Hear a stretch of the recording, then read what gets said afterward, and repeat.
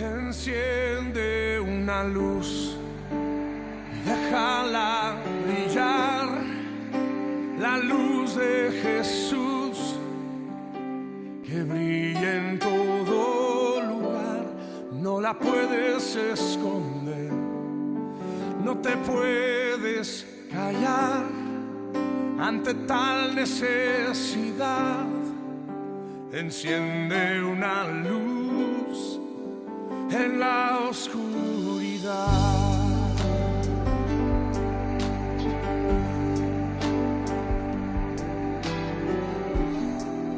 ¿Cómo pues invocarán a aquel en el cual no han creído? ¿Y cómo creerán en aquel de quien no han oído? ¿Y cómo oirán si nadie les predica? Hermosos son los pies de los que anuncian la paz. Las buenas nuevas de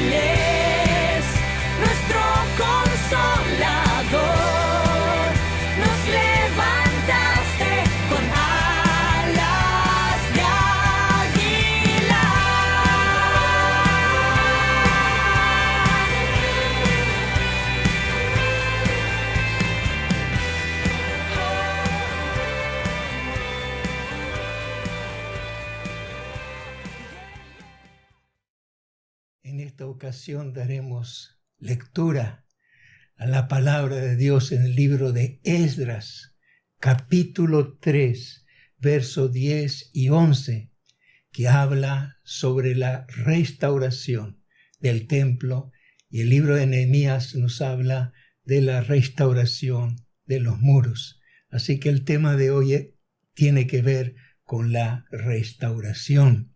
Y dice así: y cuando los albañiles del templo de Dios echaban los cimientos, pusieron a los sacerdotes vestidos de sus ropas y con trompetas, y a los levitas hijos de Asaf con címbalos, para que alabasen a Dios según la ordenanza de David, rey de Israel, y cantaban, alabando y dando gracias a Dios y diciendo: porque Él es bueno, porque para siempre es su misericordia sobre Israel. Y todo el pueblo aclamaba con gran júbilo, alabando a Dios, porque se echaban los cimientos de la casa de Dios.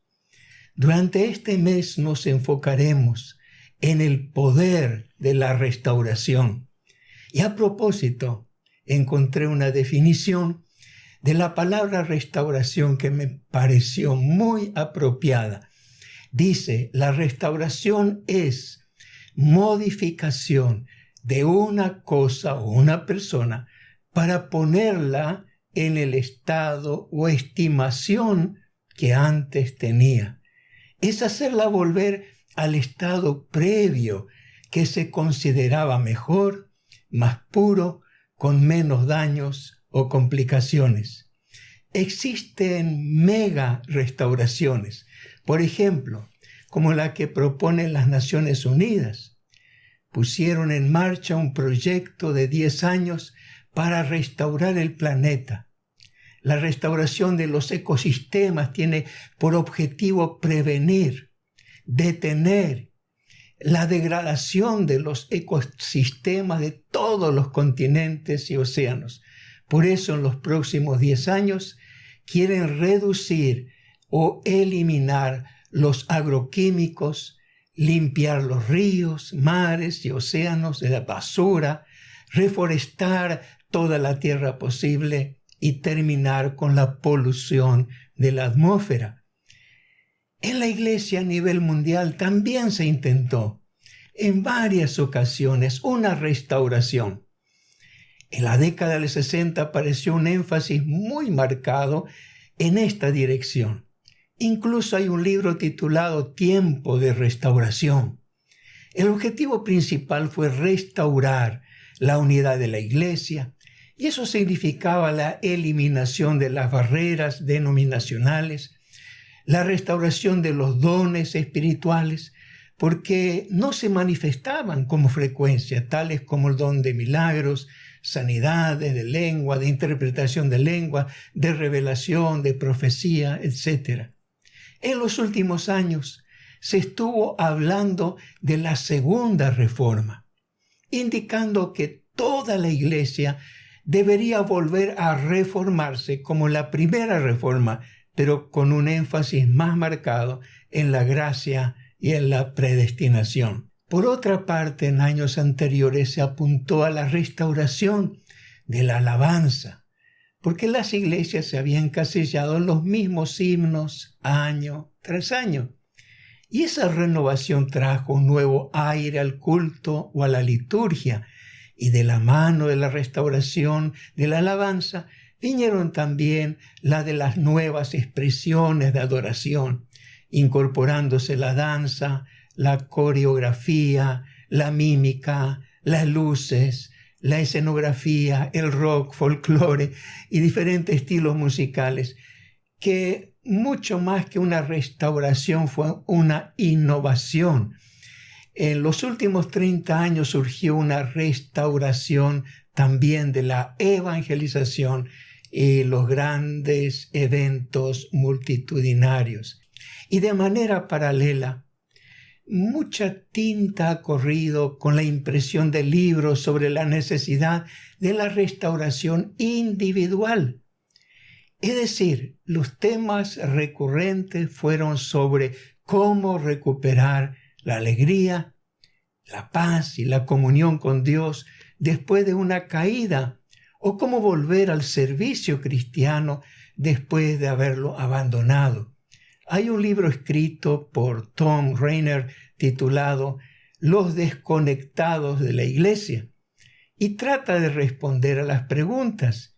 ¿Quiénes son? ¿Quiénes son los desconectados? ¿Dónde están? ¿Y cómo establecer la conexión? Evidentemente es un libro que denomina desconectados a los que se apartaron de la comunión de la iglesia. En la Biblia, 2 hombres y 2 libros que llevan sus nombres nos muestran los principios del camino hacia la restauración. Nos referimos a Esdras y Nehemías, llamado también Esdras el escriba. Era también un sacerdote que regresó del cautiverio babilónico a Jerusalén en el año 458 a.C. El nombre de Esdras significa Dios ayuda.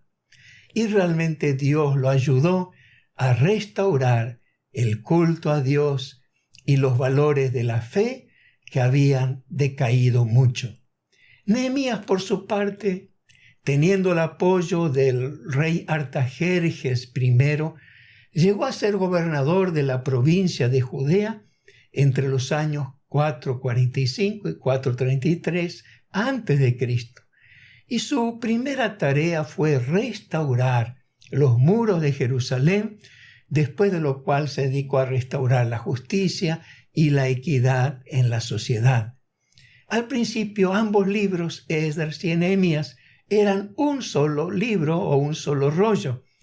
Luego se separaron en 2 y se llamaron Esdras I y Esdras II, y más adelante tomó la forma actual en todas las Biblias. Pero debemos seguir leyéndolo como uno para descubrir cómo comenzar la restauración según el consejo de Dios. ¿Y qué nos aconseja Dios? Primero, comienza con un punto de partida. Porque muchos proyectos terminan solo en buenos deseos, en meras expresiones de lo que uno quiere, pero nada más que eso. Son solo deseos, aspiraciones, anhelos, sueños y esperanzas, porque los que los proponen nunca dan el primer paso, nunca se deciden. Les parece que no es el tiempo apropiado, o que le falta algo, o esperan que ciertas condiciones se cumplan. Cuando Ciro, rey de Persia, anunció que Dios le había dicho que edifique el templo en Jerusalén, invitó a todos los que quisieran ir, que suban a Jerusalén para edificar, y los demás que los ayuden económicamente. Esdras escribió: entonces se levantaron los jefes de las casas paternas de Judá y de Benjamín, y los sacerdotes y levitas, todos ellos cuyo espíritu despertó Dios para subir a edificar la casa de Dios, la cual está en Jerusalén. Entonces se levantaron los jefes de las casas paternas. Entonces, cuando oyeron el anuncio, se levantaron los levitas y sacerdotes. Todos ellos respondieron a la convocatoria, levantándose y emprendiendo el viaje a Jerusalén. Reunieron sus pertenencias, se despidieron de sus vecinos, dejaron sus casas, sus trabajos y cortaron las amarras y partieron. Sin duda alguna no les resultó fácil tomar esa decisión, pero la tomaron. No les resultó algo sencillo desarraigarse después de tanto tiempo, pero se desarraigaron. Algo similar ocurrió con Nehemías. Un año antes, cuando oyó acerca del estado en que estaba la ciudad de Jerusalén, con sus muros derribados, las puertas quemadas y la inseguridad en que vivían sus habitantes, Nehemías inmediatamente se puso a orar a Dios diciendo: concede el éxito a tu siervo. Porque ya había decidido que hablaría con el rey Artajerjes para que lo envíe a Jerusalén para reconstruir los muros y las puertas, y eso fue precisamente lo que sucedió. Su visión se convirtió en acción.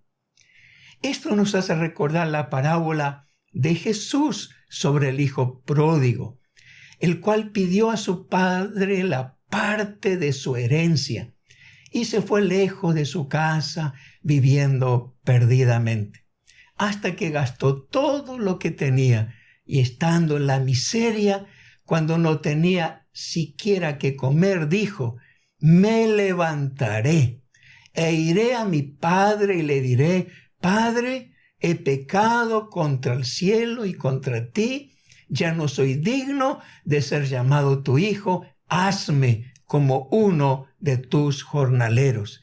Y cuando dijo esto, no permaneció sentado lamentando lo que había hecho, o lamentando su mala suerte o el maltrato que recibía. Entonces, ¿qué hizo? El texto dice: y levantándose, vino a su padre. Su vida y su destino comenzó a cambiar cuando se levantó y regresó a su casa. Ese fue el momento decisivo, el punto crítico, la llave maestra que lo llevó de regreso y lo llevó a la restauración de su vida, de su familia y su futuro.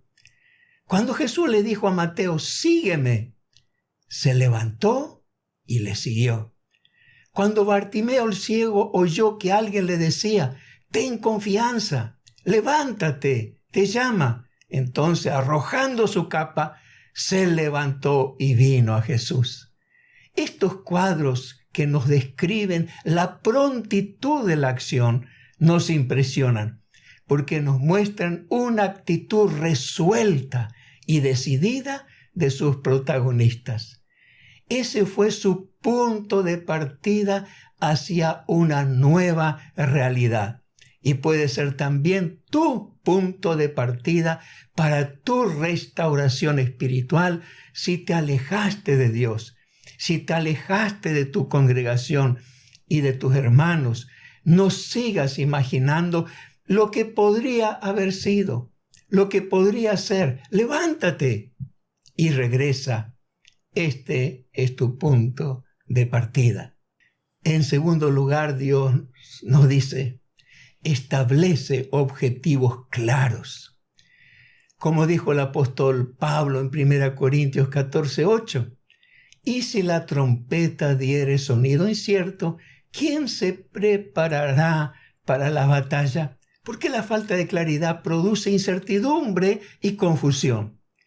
Así como nadie se preparará para el combate si no entiende la orden, así tampoco nadie se va a poner a trabajar sin un objetivo o un proyecto claro. Podríamos decir: me levanto, doy el primer paso, ¿y ahora qué? ¿Qué hago para restaurar mi vida?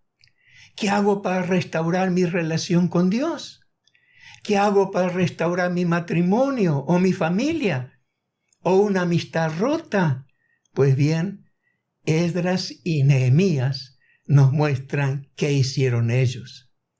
En el caso de Esdras, lo primero que menciona es que los líderes se propusieron restablecer el culto a Dios. En Esdras 3:2 dice: edificaron el altar de Dios de Israel para ofrecer sus ofrendas. ¿Por qué lo hicieron? El siguiente versículo nos dice el motivo: y colocaron el altar sobre sus bases porque tenían miedo de los pueblos de las tierras. Se sentían débiles e inseguros porque podían ser atacados por gente hostil que no los quería allí. Pero no se quedaron solo con el altar porque querían que Dios ocupe el primer lugar en sus vidas. Así que al año siguiente comenzaron a diseñar el nuevo templo y celebraron una gran reunión para poner las bases. El objetivo era tener un día especial de celebración mientras se echaban las bases. Así que los sacerdotes y levitas vinieron con sus ropas especiales, sus instrumentos musicales, con trompetas y címbalos, y comenzaron a cantar alabando y dando gracias a Dios y diciendo, porque Él es bueno, porque para siempre es su misericordia. Mientras todo el pueblo gritaba y aclamaba con la alegría, mientras ponían los cimientos del templo, la gente anciana, la gente mayor, que había visto el primer templo, el que había sido destruido, lloraban a los gritos recordando la gloria de ese templo, mientras que los jóvenes daban grandes gritos de alegría y no podía distinguir el pueblo el clamor de los gritos de alegría y se oía el ruido hasta de lejos. Según Esdras, los que regresaron del cautiverio tenían muy claro que lo primero siempre es lo primero. Debe ser lo primero. Primero estaba Dios y lo primero que hicieron fue restablecer el culto a Dios. Tenían muy en claro el propósito que se habían levantado e iniciado su viaje. ¿Para qué? ¿Para qué lo hicieron? Este es un gran comienzo, un memorable comienzo. Regresaron para establecer en primer lugar el culto a Dios. En el caso de Nehemías, su objetivo fue diferente, pero también fue muy claro. Él quiso restaurar los muros, las puertas y cerrar todas las grietas para que la gente viva segura. Y no contó a nadie lo que pensaba hacer sin antes evaluar la situación y hacer un minucioso estudio de campo en secreto. Durante la noche recorrió todo el trayecto del muro que rodeaba la ciudad y lo imaginó totalmente restaurado. Recién entonces compartió con todos los líderes su gran proyecto y todos, de manera unánime, dijeron, levantémonos y edifiquemos. Si vemos que algo se ha deteriorado en nuestra vida o se ha deteriorado en nuestras relaciones familiares o en nuestro matrimonio o en nuestra comunión con Dios o con la iglesia y pensamos que eso no debe continuar así porque nos daña, nos expone a continuos conflictos, crea inseguridad y tensión y nos hace infelices. Entonces debemos seguir el consejo de Dios mediante Esdras, restaurando nuestro culto con Dios. Y el consejo de Dios mediante Nehemías, restaurando el muro de protección que fue restaurado por Nehemías con la ayuda de todos. Todos trabajaron juntos en el gran proyecto de restauración porque la visión fue clara y sabían qué querían lograr. En último lugar, ¿qué más nos dice Dios? Nos dice, prepárate para lidiar con adversarios. Uno desearía que ambos libros concluyeran aquí y solo mostrasen el éxito de su gestión. Sin embargo, la realidad es que es muy raro e inusual alcanzar el éxito sin adversarios. Y los adversarios aparecen sin que los llamemos. Hay una frase de un autor anónimo que dice, nunca grites tu felicidad tan alto, la envidia tiene un sueño liviano. Quiere decir, no publiques tus éxitos, no muestres lo que has logrado, porque despertará la envidia de los envidiosos que tratarán de hacerte daño. Cuando la gente de la tierra escuchó desde lejos la alegría del pueblo cuando ponía los cimientos del templo, intentó impedir la obra, primero con amenazas. Esdras 4:4 dice: pero el pueblo de la tierra intimidó al pueblo de Judá y lo atemorizó para que no edificara. Luego sobornaron a los consejeros para frustrar el proyecto. Luego enviaron una carta al rey Artajerjes acusándolos y logrando con violencia que la construcción se detenga.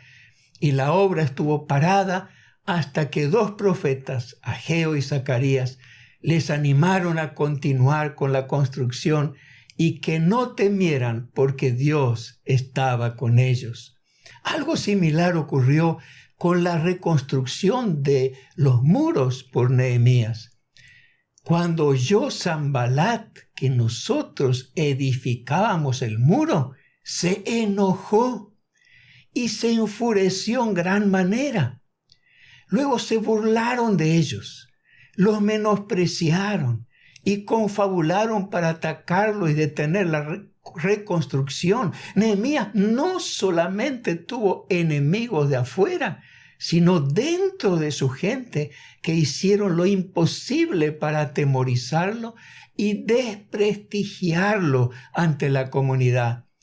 Pese a todo, el muro fue terminado en 52 días.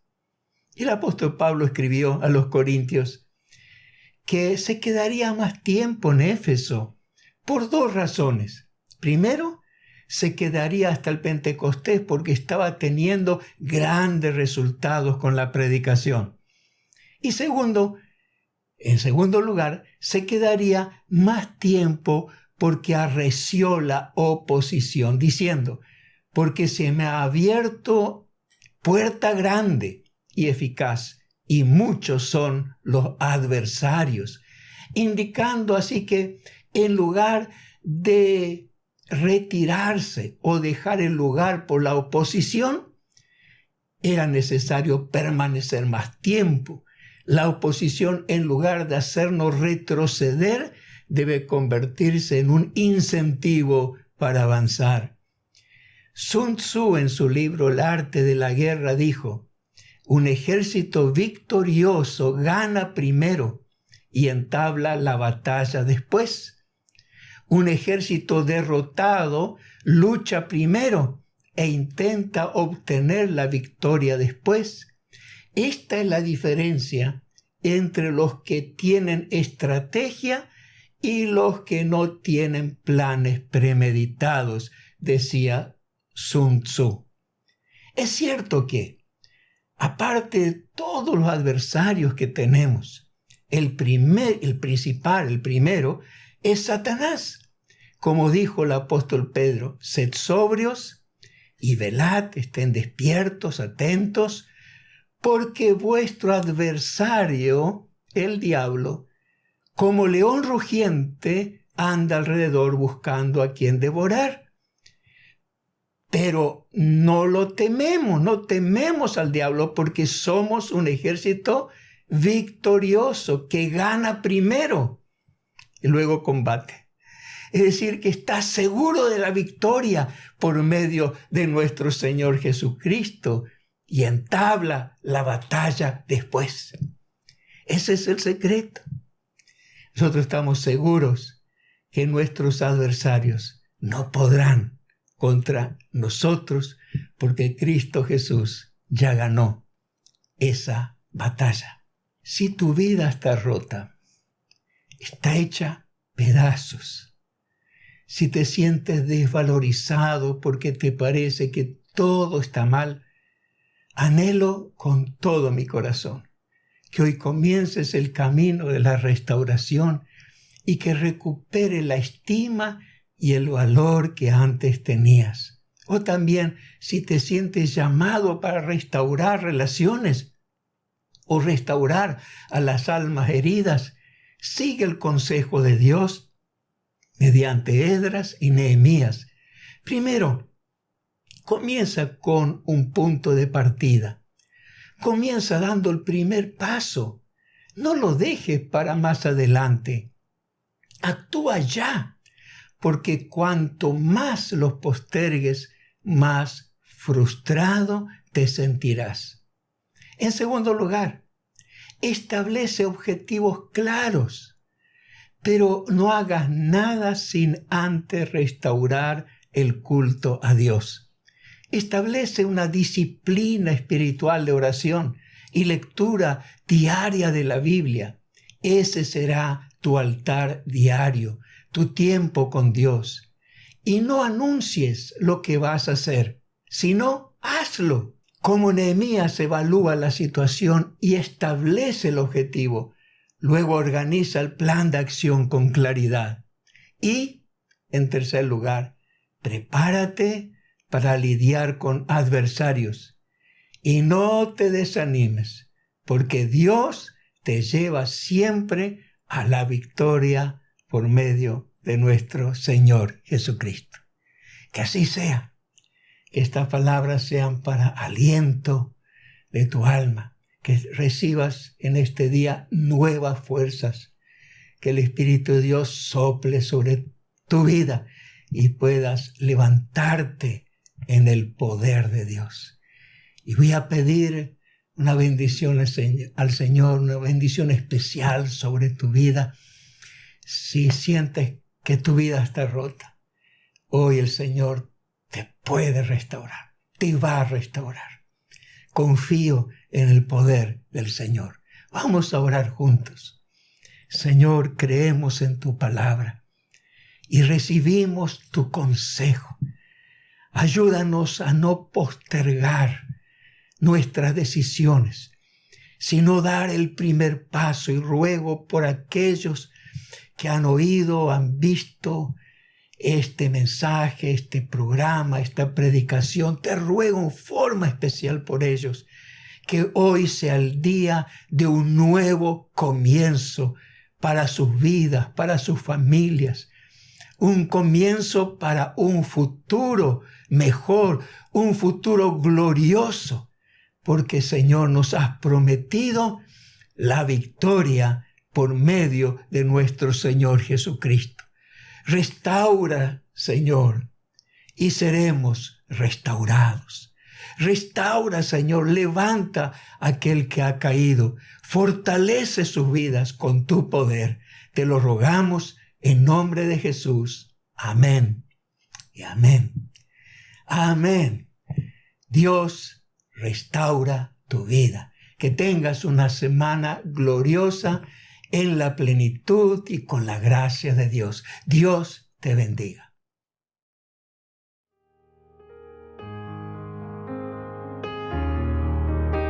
Y tu fidelidad es grande, y tu fidelidad incomparable, y nadie es como tú, bendito Dios.